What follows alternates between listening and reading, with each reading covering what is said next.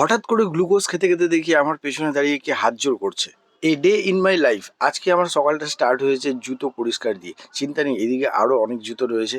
এই জুতোগুলো পরিষ্কার করার যখনই যখন সময় আসে আমার জাস্ট ফেটে যায়। বিশ্বাস করে মাঝে মধ্যে ভাবি যে আমি যদি জুতো বিক্রি করি তাহলে কেমন হয়। এটা কিন্তু গুড আইডিয়া। এইবার পেন্ডিংয়ে ছিল এই কাজটা, দুটো নতুন প্যান্ট যেটা আমাকে পরতে হবে আর এইগুলো অল্টার করাতে হবে, তারপরে আমি পরতে পারবো। তো এগুলো নিয়ে যেতে হবে দোকানে। অনেক দিন ধরে ভাবছিলাম, হচ্ছিল না, আজকেই বেরোলাম। বেরিয়ে যা রোদ্দুর দেখতে পাচ্ছ, সামনে এই যে দোকান চলে এসছে, এখানে আমাকে অল্টার করতে দিতে হবে। খানিকক্ষণের মধ্যে মনে হলো যে রোদ্দুর এত আমার এনার্জি টেনে নিয়েছে, তাই এখন আমাকে গ্লুকোজ খাওয়ার দরকার।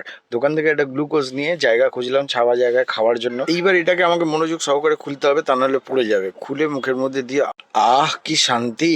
হঠাৎ করে গ্লুকোজ খেতে খেতে দেখি যে আমার পাশে দাঁড়িয়ে কি হাত জোড় করছে। যদি আমার থেকে চাই হয়তো আমি তাড়াতাড়ি খেয়ে নিলাম। খেয়েই মাত্র 6টা ওখান থেকে বাড়ি। তার কারণ আমার মনে পড়ে গেল, বাবা এটা প্রচার প্রচার 1952 সালের কথা। এরা হাত জোড় করে, এরাই আবার মারে।